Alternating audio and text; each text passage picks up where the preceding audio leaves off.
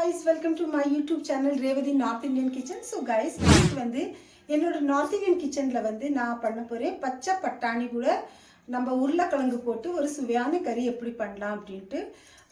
இது உங்களுக்கு தெரியும், நான் வந்து நார்த் இந்தியாவில் 40-45 வருஷமா நாங்கள் இருக்கோம் இங்கே.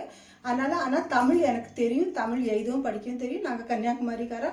ஸோ நாங்கள் வந்து இவ்வளவு வருஷமாக இங்கே இருந்து இங்கேயே நாங்கள் வளர்ந்து பெரியவளானாலும் இங்கே உள்ள சாப்பாடு எல்லாம் எங்களுக்கு அந்த மாதிரி எங்களோட இதாகிடுது. நாங்கள் சாப்பாடுலாம் அந்த மாதிரி தான் பண்ணுறது. தமிழ் சாப்பாடு பண்ணுவோம், மேலும் இது ஹிந்தி சாப்பாடும் நல்லா பண்ணுவோம். ஸோ அதனால் இந்த சேனல் நான் திறந்துருக்கேன். ஸ்பெஷலி நம்ம சவுத் இந்தியன்காராளுக்கு நம்ம எப்படி இங்கே நார்த் இந்தியா எப்படி இந்த கறிகள் இதெல்லாம் பண்ணுறோம் அப்படின்ட்டு என்னோட இந்த சேனலில் நான் north India specially north Indian சமையல் எப்படின்ட்டு அதை காணிக்கிறதுக்கு தான் இந்த சேனல் நான் பண்ணியிருக்கேன். உங்களுக்கு என்னோட சேனல் பிடிச்சதுன்னா kindly subscribe my channel and like. Okay, பார்க்கலாம் நம்ம எப்படி நம்ம இந்த சுவையான கறி பண்ணலாம் அப்படின்ட்டு. ஸோ பார்க்கலாம், நம்ம பச்சை பட்டாணிக்கு வந்து என்னெல்லாம் நம்மளுக்கு சாமான் முதல்ல தேவையான சாமான்லாம் பார்க்கலாம்.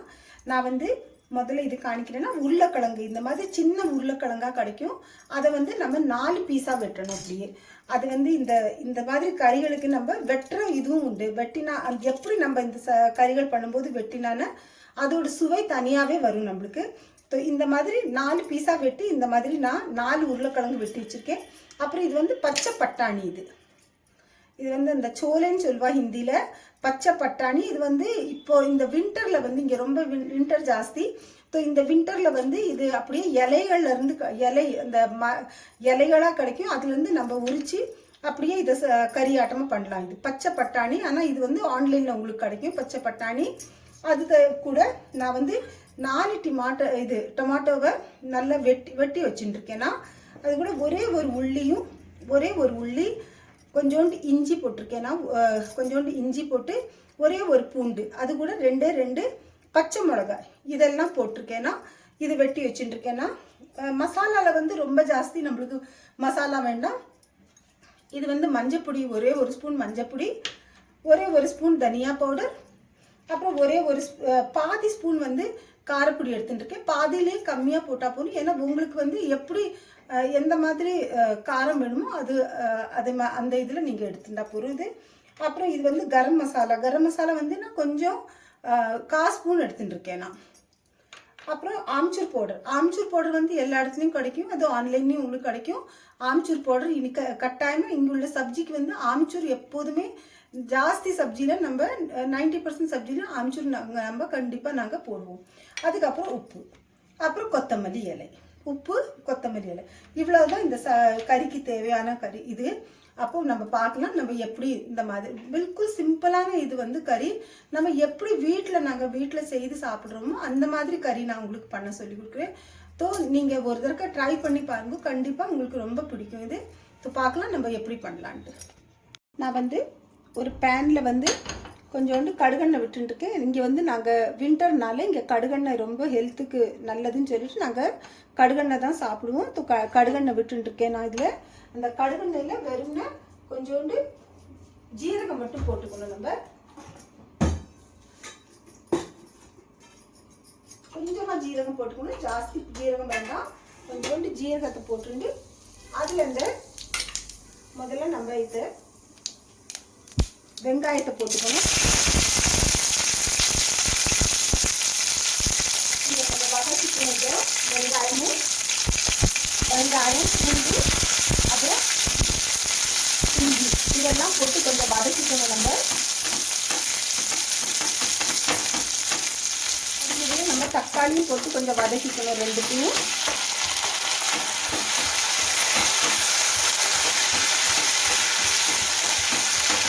முதல்ல வதக்கிக்கணும்னா அதோட பச்சை வாசனை போயிடும்.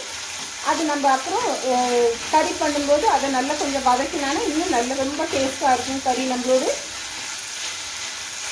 அதனால நம்ம கொஞ்சம் வதக்கிட்டு இதை அப்படியே ஆற வச்சுக்கணும். நல்ல ப்ரௌன் ஆயிடுச்சு. நம்ம இதை அப்படியே கொஞ்சம் நேரம் ஆறினப்புறம் அதை அப்படியே அரைச்சி நம்ம வச்சுக்கணும் பேஸ்ட். இதை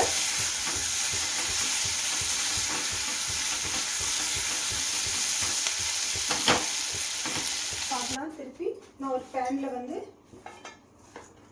கொஞ்சோண்டு எண்ணெய் விட்டுருக்கேன். உங்களுக்கு வேணால் நீங்கள் ரிஃபைண்ட் ஆயிலும் போட்டுக்கலாம். அதில் அது முதல்ல நம்ம 1/4 ஸ்பூன் ஜீரகம் போட்டுக்கலாம். ஜீரகம் போட்டப்புறம்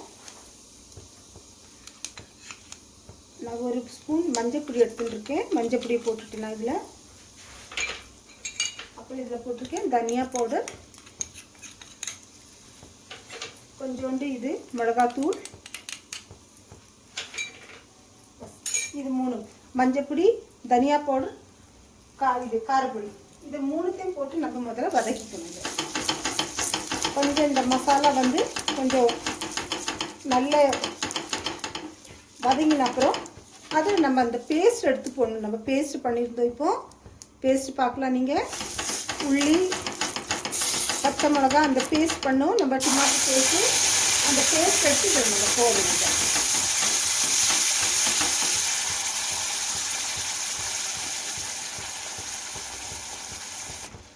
ஆக்சுவலாக இங்கே வின்டர் ரொம்ப ஜாஸ்தியாக இருக்கும், வெயில் ரொம்ப ஜாஸ்தியாக இருக்கும். அதனால நம்ம இங்கே உள்ள சாப்பாடு தான் நாங்கள் சாப்பிட முடியாது.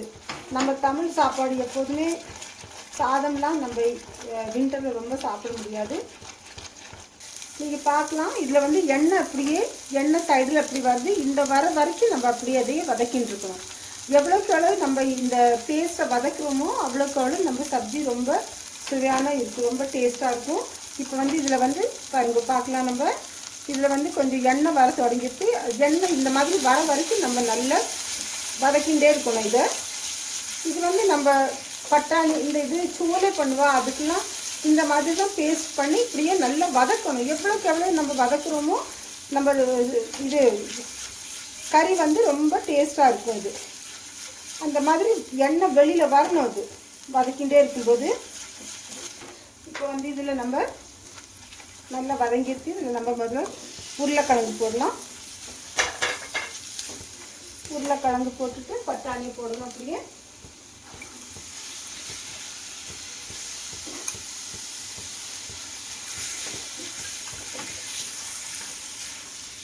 குழம்பு ரொம்ப சாப்பிட்டு நம்ம போர் அடிச்சோன்னா இந்த மாதிரி ஒரு கறி பண்ணி நம்ம சாப்பிட்டு கூட சாப்பிடலாம்.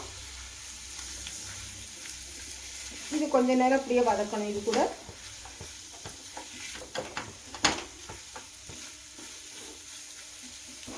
இதில் இப்போ நம்ம உப்பு போடலாம்.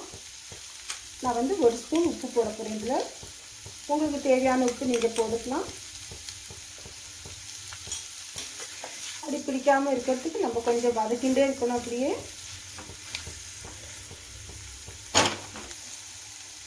இதில் நமக்கு தண்ணி விட்டு 3 விசிலுக்கு வெயிட் பண்ணணும். நம்ம தண்ணி வந்து சப்ஜிலாம் மூங்குற வரைக்கும் நம்ம தண்ணி விடணும்.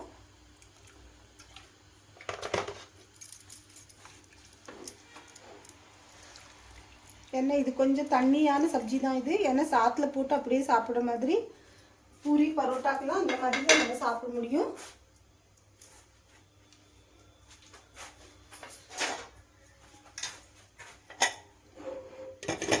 நம்ம 3 விசிலுக்கு வெயிட் பண்ணலாம்.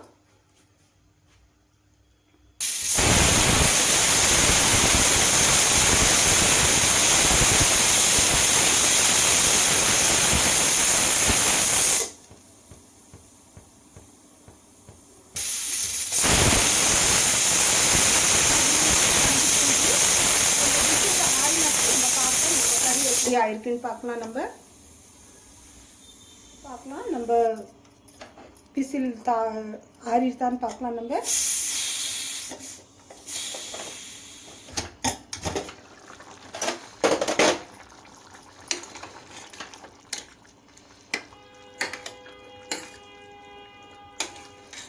இந்த உருளைக்கிழங்கை நம்ம கொஞ்சம் இப்படியே மசிக்கணும். அப்போ தான் நம்ம கறி வந்து சேர்ந்துட்டு வருவது. நம்ம சாப்பிடும்போது அது சேர்ந்துட்டு நல்ல ருசியாக இருக்கும். அது கேஸை நான் சிம்மாக வச்சுட்டுருக்கேன். அதில் தான் கொஞ்சோண்டு 2 நிமிஷத்துக்கு நம்ம கொதிக்க வைக்கணும். அதை திறந்துட்டு இது ரொட்டிக்கெலாம் ரொம்ப சுவையாக இருக்கும். இந்த சப்ஜி சாப்பிடும்போது ரொம்ப டேஸ்ட்டாக இருக்கும். இது ரொட்டி பரோட்டா கூட.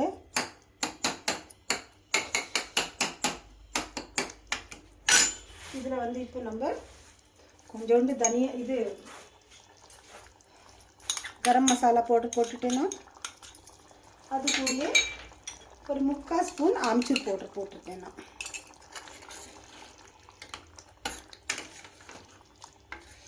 இந்த கொத்தமல்லி நான் கொஞ்சம் நறுக்கி வச்சுருந்தேன், அதையும் இது கூட போட்டுதானே.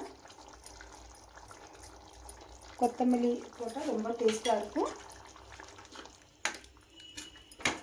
இது நீங்கள் பார்க்கலாம் இந்த கறி எப்படி பண்ணிட்டோம் நம்ம.